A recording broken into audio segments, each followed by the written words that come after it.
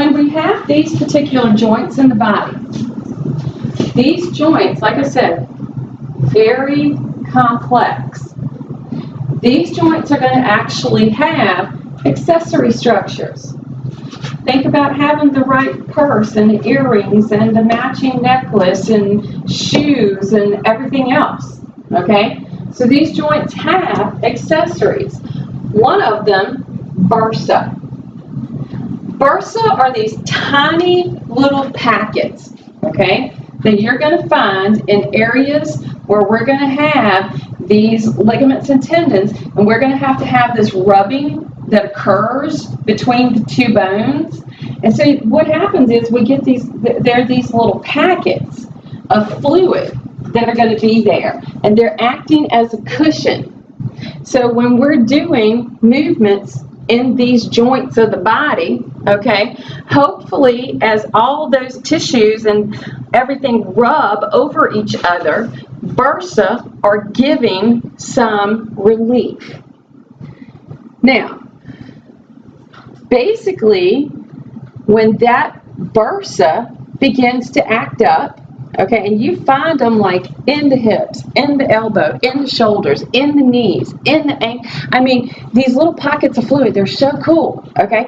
And so as something rubs over those two bones, hopefully there's a bursa there creating a cushion, okay? Now, sometimes the bursa can act up. Oh, man. Ever heard, you know, the person go, oh, man, bursitis is acting up today, all right? Or, oh man, bursitis is acting up today, okay? Because in certain areas of the body that you abuse, don't really pay attention to, yeah, you're going to get inflammation in those little packets. Okay, they're calling them pockets. I like packets better, okay? Because that's what they look like. They look like little packets of fluid that are there, all right? And then, if it ever gets so bad, you got to go get that shot that might have to go down into that capsule where those bones are articulating to get the little cortisone shot so that you bring down that inflammation of those bursa. Yeah, okay, wait for that one. All right, I can tell you that from personal experience. We have those bursa. We've got tendons and ligaments because we need the stabilization. But wait a minute. Stabilization, this is a joint that has quite a bit of movement. How's that going to work? Well, we give up some of the actual huge stability like we might find in the skull, okay? We give up that type of stability to have some of the freedom. Therefore, all the things that can go wrong with these joints. Articular discs. For example, the one that we've mentioned, the temporomandibular, okay, between the temple and the mandible. The sternoclavicular, acromioclavicular, all right? We've got some of these little discs that are present that are helping with cushioning because those bones actually have a lot of pressure between them. Menisci, that's what we find in the knees, okay? And then, in some cases, we get a tendon sheath. What does it mean when I say a sheath? We've got like what looks like a covering over it, okay? What you'll find, for example, in your hand, okay? Because do we not have major joint movement in the hands, okay? The tendons that you'll find, they'll actually form this tendon sheath that shows up. And it's pretty cool, this wrapping, this like blanket for these tendons. So in some of these areas, we get tendon sheaths, basically allowing for having some kind of cushion over those bones that have to articulate and move, because that's the goal. Okay, the goal is to make sure that we're going to have some type of relief of the movement so that we don't end up bone on bone. A lot of times when we have joints like this and we have these bones that are articulating in the knees, for example, why does the person have to have the knee replacement?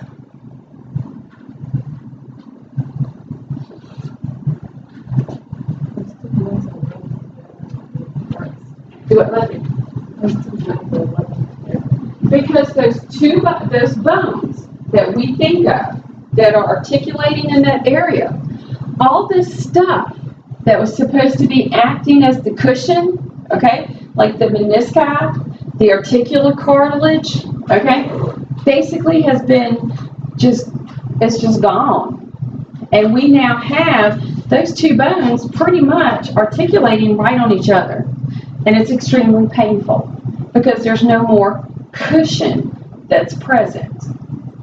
And lots of things can happen with that. Now, in the synovial joints, we're going to say that they can have a range of motion. All right? Anybody in here going into physical therapy? This is a term that you're going to hear a lot. Because think about the types of injuries that people are going to for physical therapy. What types of injuries are they having?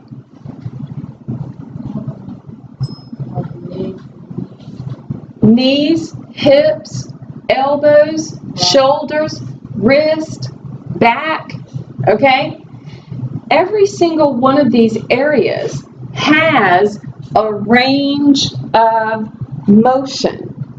And there is somewhere that they, okay, y'all remember they, okay, have said that this particular joint should have a certain range of motion.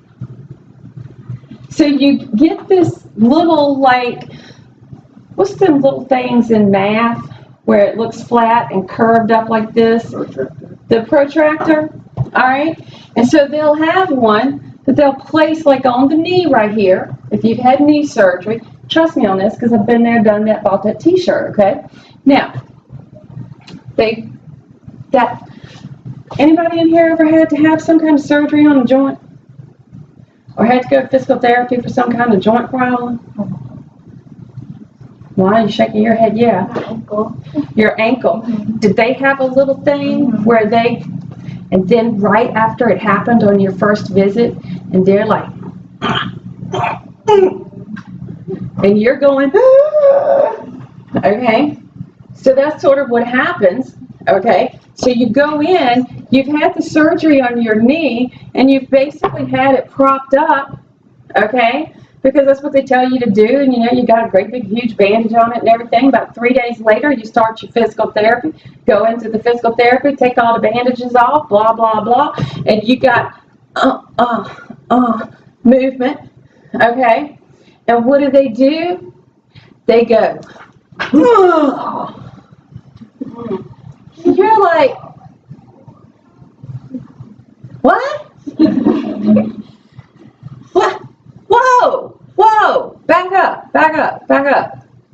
Oh, no, if we don't get that range of motion back right now, no. Let's talk about this.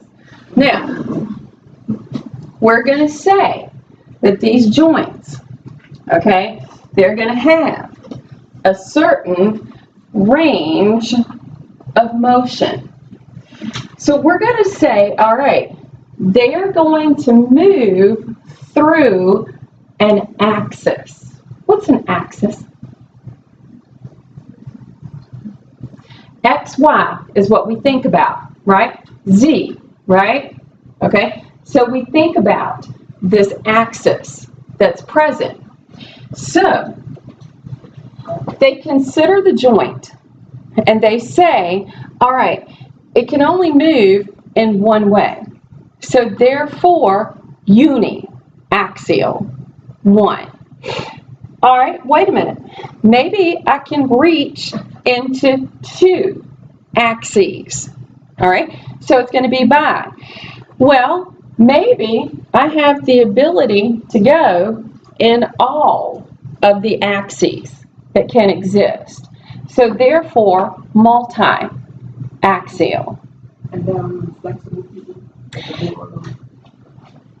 Now, we kind of think about them now, don't we?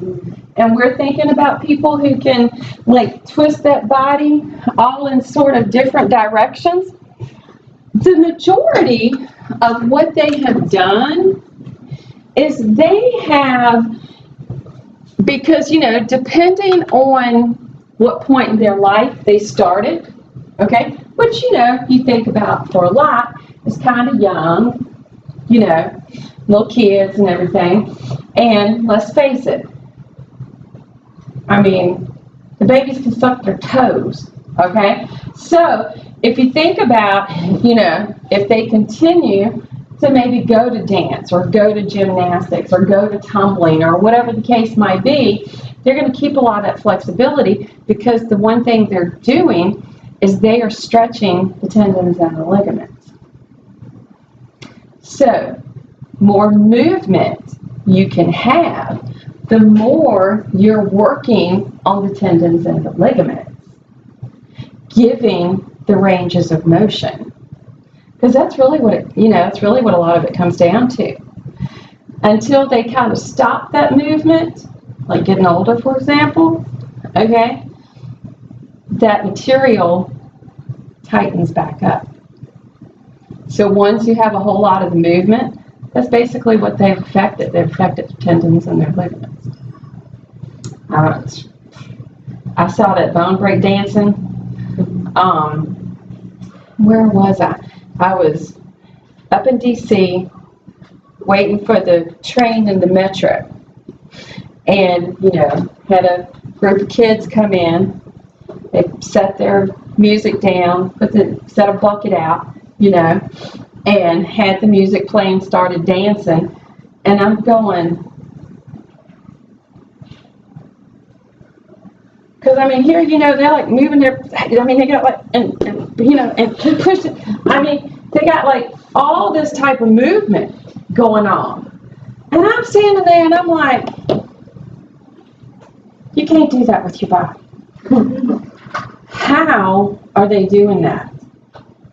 And, you know, my friend I was with, because, you know, let's face it, when you're in the metro, in the basement in DC and stuff like that, you know, you kind of, everybody just kind of acts like they don't pay, you know, like, you don't look around or anything.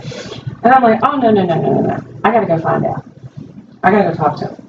My friend's like, please, Danette, please. You know, please. I don't really, you know, want to pick you up at the morgue or get you out of jail or anything. And I'm like, no. I'm sorry. You know what I do for a living. I got to go talk to him. Okay? And I took some money so I could go put it over in the bucket. And then, you know, I go put it over there and I'm like, dude. You know, so I finally get one of their attention, you know, and he comes over, he starts talking to me and everything, and I go, you can't do that. I said, how are you doing that? And he's like, oh, we just really stretch out our tendons and ligaments. And I go, all right, look, I'm an anatomy and physiology teacher. I'm going to talk to you for a second, okay? I said, you might want to rethink this, because, you know, as you get a little bit older, it's going to be a little harder, blah, blah, blah. And he was really cool about everything. He's like, oh, no, you know, it's good, blah, blah, blah. I'm like, okay. Just remember I talked to you at this point sometime. So, but it was really cool dancing. And